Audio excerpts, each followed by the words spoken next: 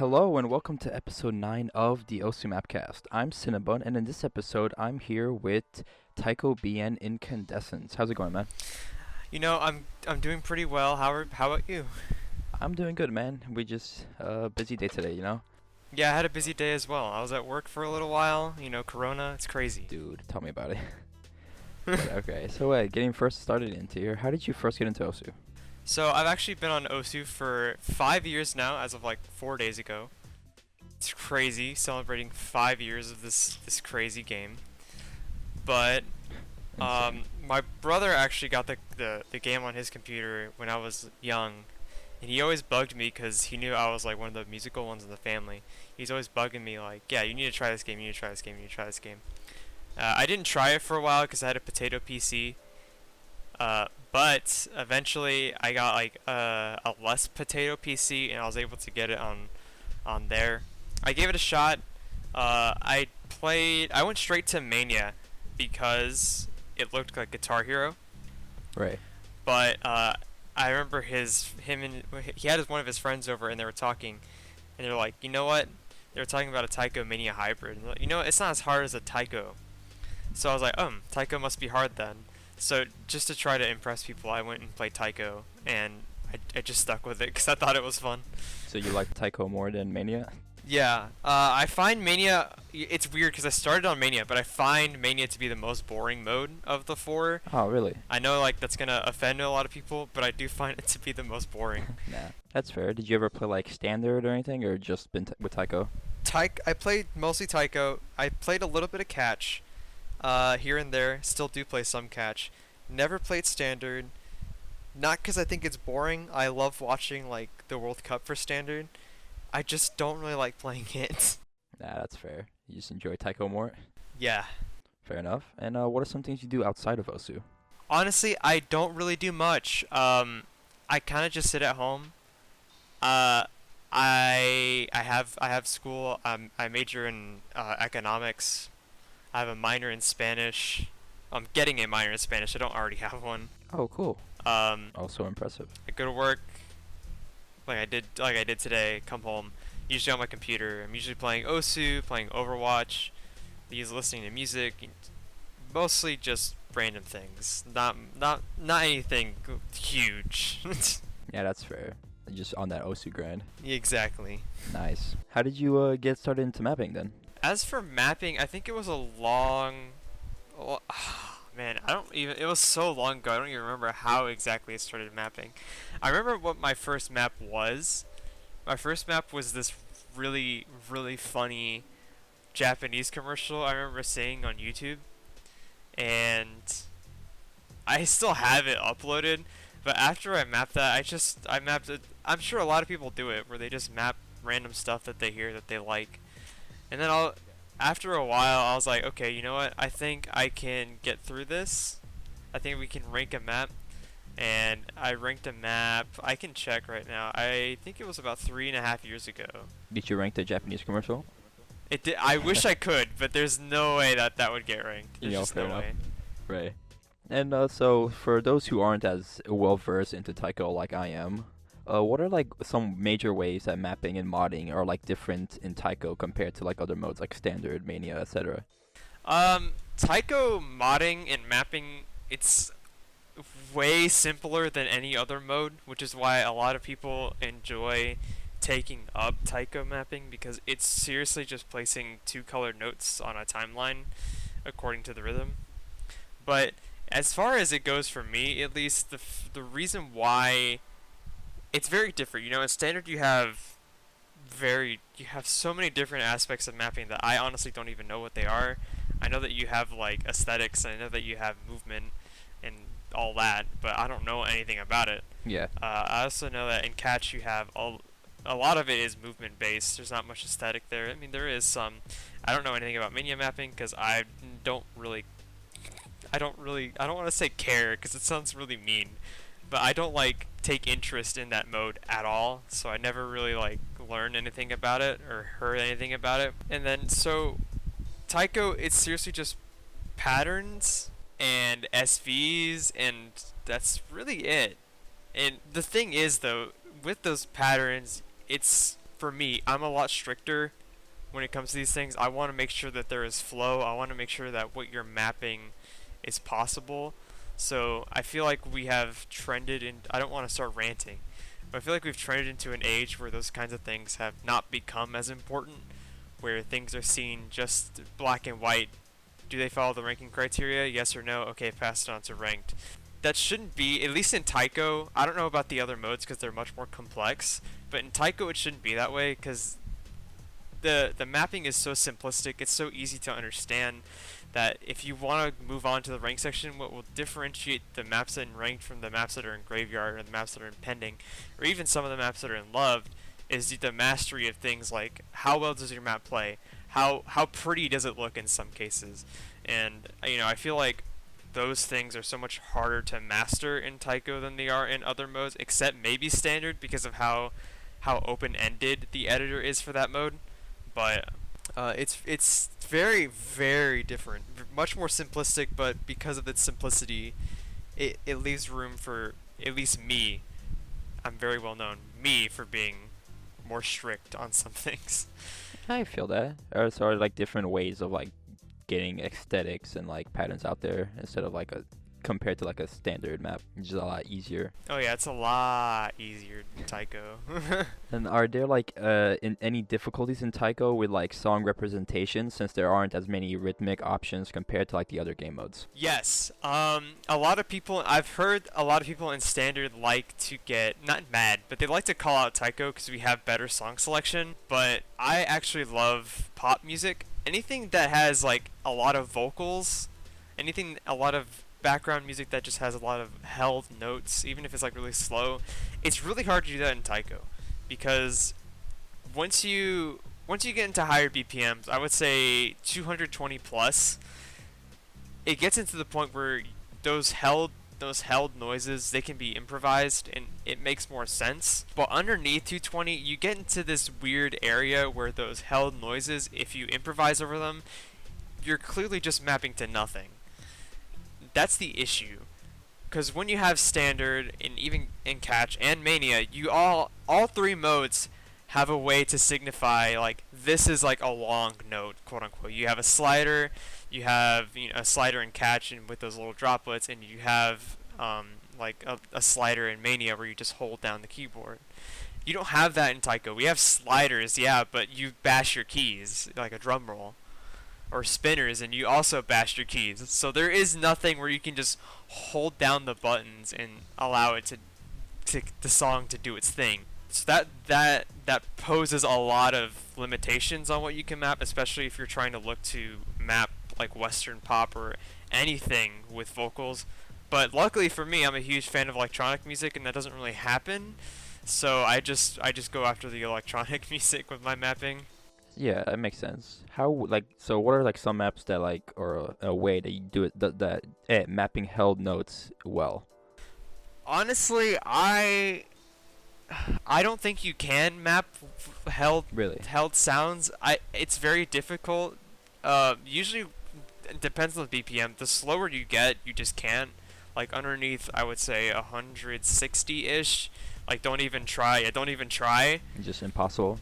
But maybe 160 to 220, you can use finishers, because finishers have like a bit of a ring, I guess. Like you just like, it has that space to what's the word I'm looking for? Improvise it? No, it's a science word. When things are, I don't know. It has time to shine, I guess. That's the best way to put it. That makes sense. And so come to fruition. Like if you have a one beat or even a 2 beat hold, you can map a finisher, and the rest that you have after the finisher, it's just gonna let it shine and be like, yeah, that was the end of the phrase, and then you can continue. Oh, okay, I understand. And how do you mod Taiko Dance? Like, what are like things you look for when modding a map, like point out or change? The biggest thing I look for is flow, which means does the map feel well to play? And the thing is, flow is such a weird concept. It's a very simple concept to understand, but a lot of people intentionally break flow they make it uncomfortable on purpose, which is understandable because some songs pose that kind of vibe. Like most breakcore maps usually aren't very comfortable to play because the sampling is just really weird. So you have to make the map reflect that. But usually when you're looking at flow, I have to play through. What I do is I play through usually every difficulty except for like Kanton and Futsu, because flow isn't really too much of an issue when you get into the lower diffs because they're so low in their densities it doesn't matter. But once you're in the higher diffs, I usually play through them and make sure that everything it flows. And it does change because you have so many different playstyles in Taiko. You have KDDK, DDKK mainly. There are some people that play KKDD or play DKDK, and that's its own really weird area. So for those who don't know what that is, you mind explaining? So, playstyles in Taiko on Osu is 4 keys, like 4 key mania, except it's based on the actual Taiko drum. So, imagine like an actual gigantic drum. The part where you usually bang on, like, okay, a good example of this in not Asian like orchestral music is a timpani. So the big part where you usually hit it, that's like the don. So the rim around it, if you were to hit a stick on the rim, that's the blue portion or the cat version. That's like an actual part of the taiko drum. You can hit the rim, it'll make its own sound. So the middle is in Taiko and in Taiko no Tatsujin, the actual arcade version that it's based off of, the middle is red, Dawn, and then the outside, the rim, is cat. Once it's transferred over to Taiko on keys, usually the defaults are Z, X, C, and V. So the middle keys, X and C, are Dawn, the outer keys are Z and V, and that is on an American keyboard. I forget if it changes based on international keyboards, I don't know. But some people like to change it up, and so when you have KDDK, that refers to the original ZXCV, XC being the middle, ZV being the outer. But when you have DDKK, or even KKDD, you're assigning each hand to a different color, which is why I call it fake Taiko, because it's not real. So you have like DDKK, your left hand is doing, what is that? Yeah, your left hand is doing red, your right hand is doing blue. So for some people it is easier to memorize and to learn the game that way, because like, okay, this hand is for this hand is for that. You don't have to worry about the alternation or learning the patterns as you would do when you're playing KDDK. And they do pose different challenges. When you're mapping, a lot of times DDKK players will not want to see mono streams in their maps, and it's an issue for them because, you know, hitting monos on one hand, it gets hard after not very long because you're only using one hand. When you're using both hands, like on KDDK, it's not very hard to sustain a mono stream unless it's extremely fast for a long time. It'd be like single tapping streams in standard. Yes. Which isn't fun. I would imagine it's not. So do people map according to their playstyle or like to accommodate a certain playstyle then? Honestly, I don't think anyone maps to gear towards a playstyle. I mean, you can make decisions like I have mapped things where I'm like, okay, I can't put a mono here because I know that DDKK players won't be able to play it, and usually I don't really care. But when it comes to upper level maps that I know people on the higher tiers will be able to play, that's when I'm a little bit more conscious of that kind of thing. But normally I don't really map. And I don't think anyone really maps like geared toward a specifically for a play style. I know that there are people who do, but it's not very common. It's usually the biggest thing is just the monos. That's really the only thing that differentiates big time between KDDK and DDKK. That makes sense. And I've been hearing a little bit from like some people as I was doing research for this episode, and I was wanting to get like your opinion. Like, would you say the Taiko SR system is broken right now? Oh yes, it's very broken. So then, depending on that, do you have any ideas of what could fix it, or like ways to change it? There. Or like, and also like, why is it specifically broken for people who don't know? Honestly, I'm not sure exactly why it's broken. I'm sure there has to be some kind of mathematical equation that they decided to use, but that just doesn't work as it doesn't move with time because Taiko mapping has changed. I've been here for 5 years, like I said. The mapping meta has changed a whole lot. It's just not keeping up. But mostly what that SR issue is in Taiko is that we like using I don't. They like using 1/8 doublets, and that just completely breaks the SR. There is a map in Taiko that I'm sure even standard players know called Aether Ritual. That is 40 something. I forget how long it is. A minute, maybe, barely. But it is about 8 stars. Just because if it's 1/8 doublet, it is 8 stars. 53 seconds. 53 seconds, 8.06 stars. And it is mostly just 1/8 doublets and very basic 1/4. That is the most broken part of the SR system because the map is so easy that people can farm 500 plus PP scores off of this map alone. It's insane, and I would say that the tolerance for intentionally mapping things for PP has died a little bit. We had I was hoping Radar would be here because I wanted to talk about this.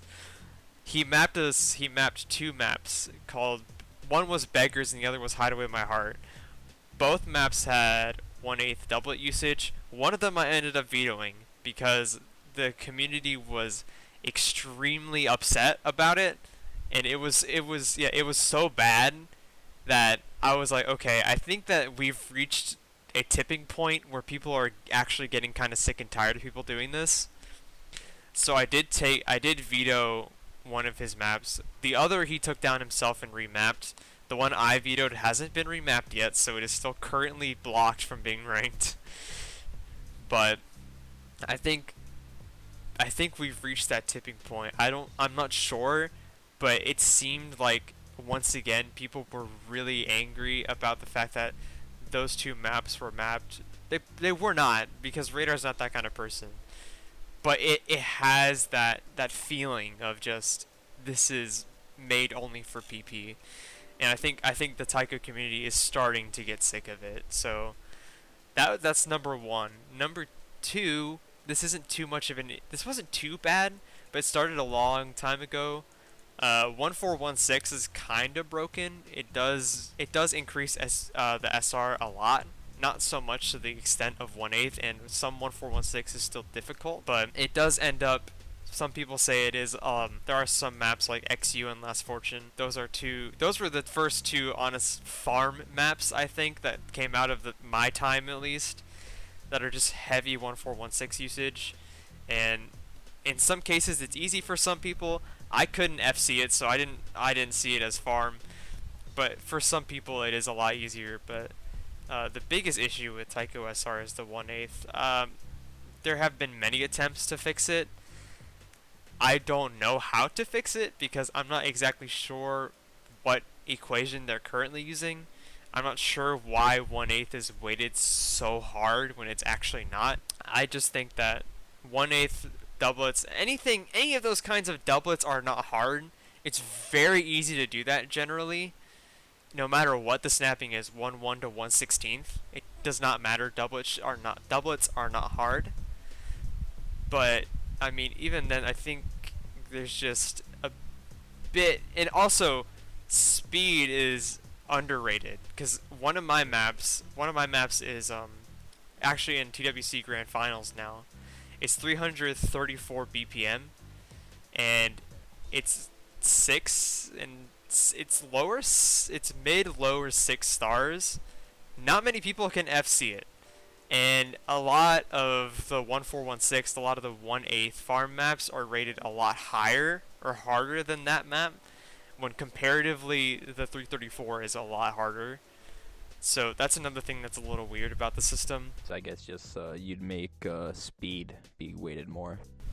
Speed needs to be weighted more. Tech needs to be weighted a little bit less. I feel like once you enter the scene now, it's just like something you grow up with. 5 years ago, most of the maps I played were 1/4 only, So when this whole 1.6 meta came around, I didn't. I mean, of course, the 1.6 existed, but to be used in the way it is now, it was not the common. I didn't adjust to it. That's when I started mapping because I started sucking at Taiko.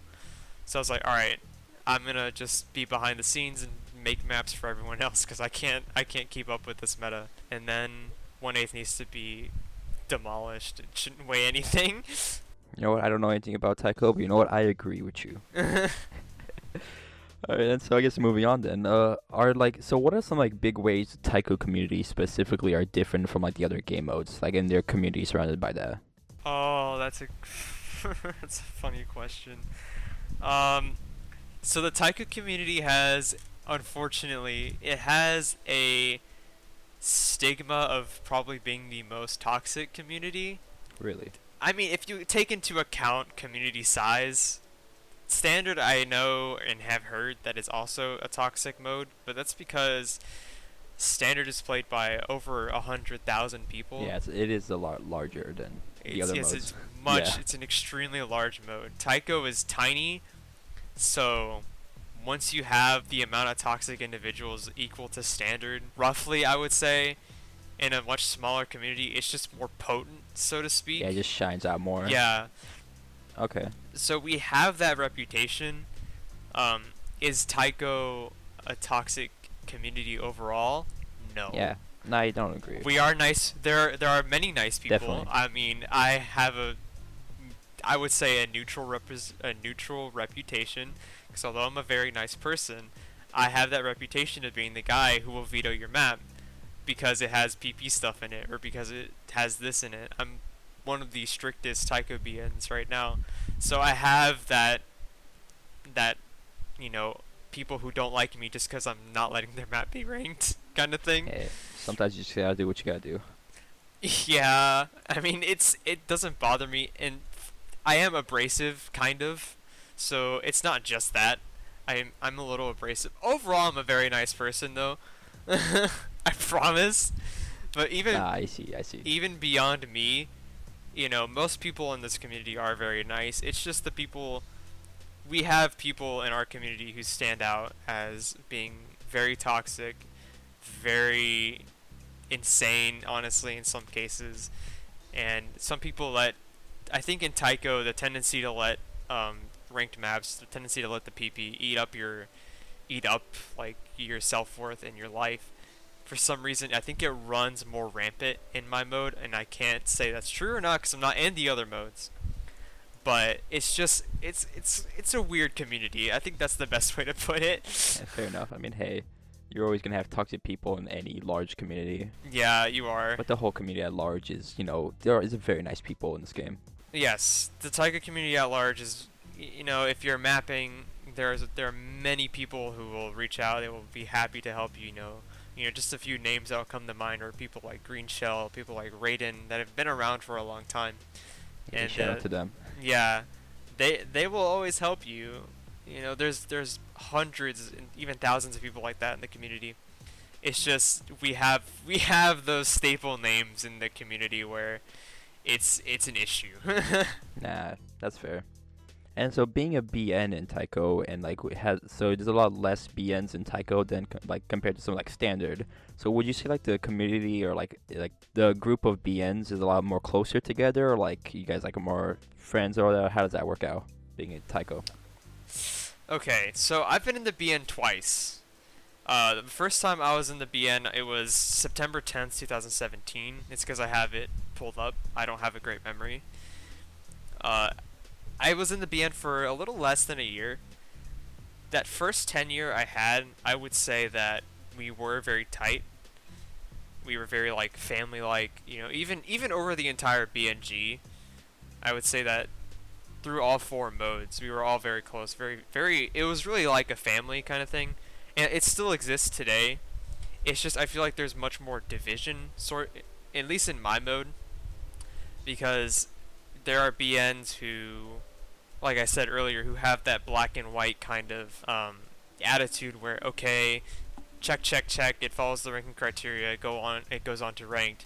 And then there are people like me who see the rank, who also take into account the RC, but furthermore, their own personal quality standards are added on top of that. That's where there is not conflict, but division, because you do end up getting different ideas. There are maps that go on to rank that I will think are not nearly ready for rank, that other BNs do think are ready for rank, and a lot of times I do end up vetoing it. Sometimes I don't end up vetoing it. It depends on how big the issue is. But that kind of that difference. It's there is division because of it. I'm stuttering a lot. Nah, don't worry about it. You're good, man. It's just different now. I mean, back then, I would say even way further back when standards were higher. And I guess it is a good thing that standards have been brought down a little bit, so more people can achieve that kind of mapping, contribute to OSU as a whole. But you still need to have some standards up, and where that line falls, that's where the big division is now. That line has always been up for dispute, but it's much more heavily disputed now than it was back then. So, I mean, overall, yes, we're all friends. Yes, for the most part, we all like each other, but we do disagree on things, as I think any kind of work group will. No, of course. And so I guess now moving on towards, since that was talking about BNs, now more towards mapping. What is some advice you have for newer mappers who want to get into Taiko mapping specifically? How should they go about that? Well, number one, I want to stress that it's not as easy as you think. Just because, this is gonna sound so mean, just because you can go into the editor, pull up a song, and map the notes to it accurately doesn't mean that you have a good map. You have to. It's really difficult. When I started mapping, I took major inspiration from a lot of American mappers, mostly MMZZ. If you're in the Taiko community, you're definitely gonna know that name. Also from Hikiko Chan, and also from Airi, who is a popular standard person, who doubles in both standard and Taiko, and Stefan, who's also a Taiko BN right now. Those four people combined really helped me get from point A to point B and then point B to point C.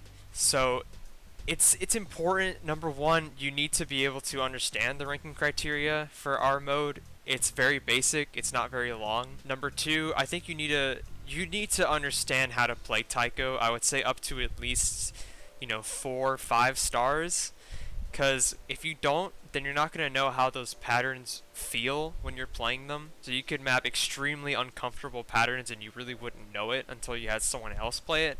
Which, yes, it's good if you can succeed without having to play anything, but you'd be dependent on other people test playing your map the whole time. So, I mean, for yourself, it would be easier to be able to play what you map for the most part. But also, if you know there's a mapper in Taiko that you like, open their maps in the editor, think to yourself, why do I like this map? What makes it fun? And try to reflect that in your own mapping. So Airi and Stefan, they really taught me, the fundamentals of Taiko, the rules, and what should I do, what shouldn't I do, the basics. After they finished teaching me stuff, I was able to make, a decent rankable map, and that ended up being my first ranked map, which was, how long ago was that now, actually? Let's see, 3 years ago. Yeah. Oh wow. So that's when this happened. After that, that's when I started taking after, like I said, people whose maps I really liked. MMZZ is, in my opinion, the all-time #1 best American Taiko mapper. He's someone who knows how to map everything, and he does it very well. So I took after his ambition, I guess. He has a lot of ambitious maps, a lot of more complicated maps, and I tried at first to come out of the gate having that first ranked map. I immediately tried jumping into making stuff like that, things that were more difficult, but also things that kind of, I wouldn't say push the envelope, because they didn't, but things that were a little more wow, I guess is the only way I can. Yeah, more spectacular. Yeah, a little bit more with that pizzazz, I guess. Exactly. Yeah. And as most people try to do. Yeah, it is difficult, and I didn't succeed because I think I did get too ambitious at some point. I started trying too many things that I didn't know how to do, and so although I did have that inspiration, it's just I couldn't execute it. That's when I started taking inspiration from Hikiko-chan, who is another amazing Taiko, amazing American Taiko mapper. I'd put her in the top 5. But she was very simplistic, very, very simplistic mapper, but her maps were always extremely fun.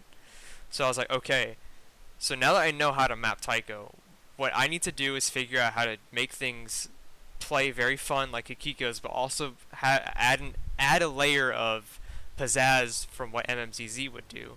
And I ended up landing more towards Hikiko's style, because a lot of my maps are very simplistic as well. But can I try merging the two styles? Yeah, I try to merge them together. I wouldn't say that I'm like the baby, because I still have my own kind of thing going on. Right. But I would say if there's an American mapper I'm most similar to, it would definitely be Hikiko, because a lot of people consider my maps to be very simplistic, not very impressive, which doesn't hurt my feelings because I understand that they're not, especially in modern meta. I just make decent, good maps. I think for the most part you'd finish one of my maps and say, you know what, that was good. You'd probably forget about it after that, but you'd enjoy it for the time, and that's what I'm going for. But if you're trying to learn, like I said, just a short recap, it's not as easy as you think it is. Make sure you know the RC. Ask for help though. I didn't stress that. Ask for help, because there are, like I said earlier, there are many people in this community on the BN level and on the, experienced ranked mapper level who will always be happy to help you, including myself. Ask for help and, take inspiration from other people. You can't do it alone. You can, but it helps to have it helps to have someone or an example and be like, you know what? How can I do this, but in my own special way? I guess that's like the short way to be on your way to success. Hey, well, there you go. Nice. And so people who finish the map and they wanna get it nominated or like get it modded and they wanna come to you, how do people go for about that? Where do they approach you? So if you want to come to me, I operate solely based on a Google form. So you can go to my profile and there's a link that says BN request form. You click there, you click that link. Right now, if you click on it, it's going to say that I'm closed because I just finished taking a bunch of new requests. But you're going to continue to check that form back and forth. The best way to know whether the form is going to open soon, right underneath the form log, I have my BN log of everything that I'm doing right now. So like all the maps I've requested, their status, whether I, bubbled them or qualified them, etc. All that detailed stuff. If I'm almost done with everything that says awaiting, then I'm probably going to open the form soon for more people. I'm not very fast because I have a job, I have school, although, coronavirus, true. So I have more time than usual. But that's usually the main way. I only operate on the Google form, which is very important. If you message me in Osu, I'm going to direct you to the forum. If you message me in Discord, I'm going to direct you to the forum. You only can use the forum, so if you want to have me look at one of your maps, use the forum. Alright, I guess now it's been a pretty long episode right now, so I guess you can bring it down to a close here. Are there any people or things you want to shout out? I think everyone in the Taiko BNG, well, not everyone, but I'm not going to go into that, deserves a shout out for their hard work, because we have actually every single person in the Taiko BNG, every single one, we have all worked together, and we are ranking maps at a rate that is much faster than usual. We have had moments where we've had more maps in qualified than standard, and that is impressive. So I think every person in the BNG is doing a great job right now. I want to personally shout out Taiko BNG. Yes, I want to personally shout out some people. I want to first shout out my boyfriend. He's very supportive. It's very dorky of me to do. Aww. But he's very supportive of my mapping. He keeps me afloat. Sometimes I think I suck at mapping. I just can't keep up with the modern meta because I really don't think I can. But he's there for me. I think Green Shell deserves a really awesome shout out for being another very consistent mapper, someone that I could always go for to help make sure that what I'm doing, even as I guess an expert or someone who kind of knows what they're talking about, you always need someone to talk to. I think Green Shell is one of the people that I can always go to and say, what do you think about this? What would you suggest I do differently here? There's always people that you need to ask, and along with Green Shell, along those lines, I would say that Radar, who I wish was on this episode, Radar and I collaborate a lot on quality assurance, I suppose. In the Taiko ranked and qualified section, we collaborate a lot, make sure things are up to standard, at least to us. And then, you know what? I'm gonna shout out someone named RJ, and he is top 25 Taiko US player. He's just a really good friend, and I think he deserves a shout out. Cool. Yeah, well, also look forward to a Radar episode eventually. Soon. Yeah. Soon. Yeah. All right, so I have one final question for you. I don't map in Taiko, but if I were to map in Taiko and I sent you my map, would you nominate my map? If it's your first Taiko map, probably not. Fair but enough. There you go. Over time, I think we could get there. Hey, I like it. All right. Thank you for joining me, man. I really appreciate it. Yeah, thank you for the invite. I appreciate that. Yeah. And thank you for listening to this is episode 9. So if you listened to it all the way through, hey, welcome. And yeah, I appreciate it. Hope you have a good day, man. And yeah, see you guys next week. Peace.